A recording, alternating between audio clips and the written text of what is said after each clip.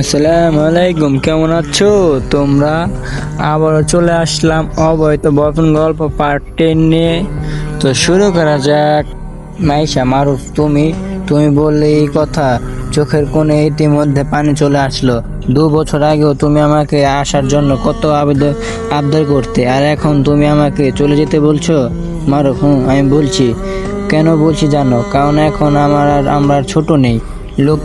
লোকজন খারাপ চোখে দেখলেও এখন সেটা অন্যদের চোখে দেখবে।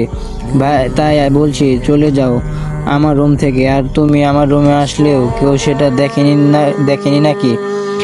মাইশা: আম্মু দেখছে।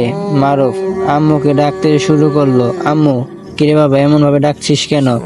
মারুফ: আম্মু, তুমি একে আমার রুমে ঢুকতে দিয়েছো কেন? আম্মু: কেন, তুই না আসতে বলছিস? মারুফ: আম্মু, তোমার কি মনে হয় এত কিছুর পর আমি ওকে এই মেয়েকে বাসায় আসতে বলবো? মাইশা: আম্মু, আমি মিথ্যা বলেছি। আসলে আমি ভেবেছিলাম যদি সারপ্রাইজ দিই, মারুফ হয়তো আমাকে মাফ করে দিয়ে সব ঠিক করে নেবে মাথা নিচু করে। আম্মু, আমি চলি, তবে আমি আবারও তো আসবো। এত সহজে আমি ভালোবাসাকে হেরে যেতে দিব না। মাইশা চোখ মুছতে মুছতে চলে গেল। মাইশা: হ্যালো সুমি, তুই কই রে? তোর কাছে কিছু কথা আছে। সুমি: কি কথা বল। মাইশা: ফোনে সব বলা যাবে না, দেখা কর আমার সাথে। কলেজের পরীক্ষার রেজাল্ট দিয়ে দিয়েছে। মারুফ, মাইশা, শাওন সবাই ভালো রেজাল্ট করেছে।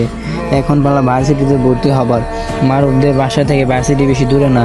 মারুফ আর শাওন একই ভার্সিটিতে ভর্তি হয়েছে। প্রথমে ভার্সিটিতে ক্লাসে গেল। মারুফ বেশ অবাক হলো, কারণ মাইশা সেই ভার্সিটিতে। মারুফ ভেবেছিল মাইশা অন্য ভার্সিটিতে ভর্তি হবে। মারুফ সেটা নিয়ে আর ভাবতে চায় না, পড়ালেখার মনোযোগ দিল। তেমনই একদিন ক্যাম্পাসে গাছের নিচে বসে ফেসবুক চালাচ্ছিল। ঠিক তখন মাইশার একটি ছেলের সাথে এলো। মাইশা: এই, তুমি আমার জন্য আজ কিছু আনোনি? ছেলেটা: এনেছি বাবু, তোমার জন্য রিং নিয়ে এসেছি। মাইশা: তো সেটা পকেটে ভরে রেখেছো কেন? পরিয়ে দাও। ছেলেটা পকেট থেকে রিং বের করলো।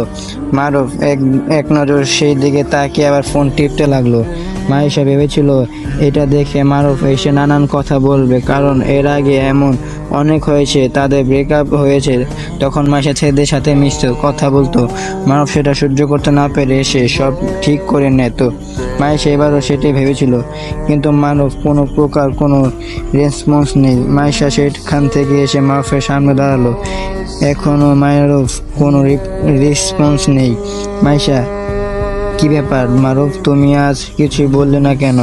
আমাকে একটা ছেলে রিং পরাতে যাচ্ছিল, তুমি চুপ করে বসে আছিলে। মারুফ: কোনো উত্তর নেই। মাইশা: কি হলো, কিছু বলছো না কেন? মারুফ: আপনি কি করবেন না করবেন সেটা আপনার ব্যাপার। আঙ্গুলের রিং কেন, গলায় যদি মালাও পরায় তবু আমার কিছু যা আসে না। মাইশা: তুমি যা বললে ভেবে বললে তো? আমি যদি অন্য রিলেশন করি বা অন্যকে বিয়ে করে নিই, তাহলেও তোমার কিছু যায় আসে না? মারুফ: না, যায় আসে না। এই কথা বলে মারুফ ব্যাগ নিয়ে চলে যাচ্ছিল। মাইশা: আর যদি আমি মরে যাই, তাও তোমার কিছু যায় আসে না? মাইশার এমন কথা শুনে মারুফ একদম পাথর হয়ে গেল, কিন্তু কোনো উত্তর না দিয়ে আবার হাঁটা শুরু করলো। মারুফ যতক্ষণ ছিল মাইশা কান্না পায়নি, কারণ মাইশা নিজেও জানে না মারুফ সামনে থাকলে হাজার ঘটনা ঘটে গেলেও মাইশা কান্না করতে পারে না। চোখে পানি আসবে, কিন্তু সেটা বের করতে পারবে না। মারুফ চলে যাওয়ার পর মাইশার চোখ দিয়ে সামনে পানি পড়তে লাগলো। মাইশা সেখানে বসে পড়লো। কতক্ষণ বসে কান্না করছে সেটা জানা নেই। ভার্সিটির ছুটি হয়ে গেছে। মাইশা উঠে বাসায় চলে গেল। মাইশার আম্মু: কি, তোর চোখ লাল হয়েছে কেন? মাইশা: কান্না করছি তাই লাল হয়েছে। তোমার মেয়ে দোষী, অনেক বড় দোষী। আম্মু: তোমার মেয়ে অনেক বড় দোষ করে ফেলছে, আর এত বড় দোষ করেছে যে তার ক্ষমার যোগ্য না। এই কথা বলেই মাইশা নিজের রুমে চলে গেল। মাইশা আম্মু ব্যাপারটা জানে, কারণ 1 বছর আগে মাইশা বিয়ের জন্য বলেছিল। তখন মাইশা বলে দিয়েছিল মারুফকে ছাড়া অন্য কোনো ছেলেকে সে বিয়ে করবে না। পুরোনো দিনের কথা খুব মনে পড়ছে আজ। মাইশা একদিন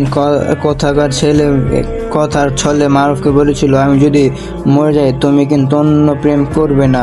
এই কথা শুনে মারুফ বাচ্চাদের মতো সেই কি কান্না, পুরো 2.5 ঘন্টা কান্না করেছিল আর বলেছিল, আমাকে ছেড়ে তুমি কোথাও যেতে পারো না, কিছু হবে না তোমার। অনেক কিছু বলেও সেদিন মারুফের কান্না বন্ধ করতে পারেনি। আর আজ মাইশা বাসায় এসে কিছুতেই শান্তিতে বসে থাকতে পারছে না। মারুফের এমন ব্যবহার মাইশাকে অনেক কষ্ট দিচ্ছে, কিন্তু মাইশা কি করবে সেটা বুঝতে পারছে না। মাইশা জনিকে ফোন করলো। জনি, আরে বাহ মহারানী, দেখা যায় আমাকে ভুলিনি, আমার কথা এখনো মনে রেখেছে। মাইশা, বেশি কথা বলিস না, খুব কষ্টে আছি, কিছু আইডিয়া দিয়ে সাহায্য কর প্লিজ। জনি, কি আইডিয়া লাগবে বল আমাকে। মাইশা জনিকে সব বলল। জনি, তোকে আমি একটা আইডিয়া দিতে পারি, যদি সেটা কাজে লাগাতে পারিস দেখবি আর কোনো কষ্ট নেই। মাইশা, এমন আইডিয়া আমার লাগবে।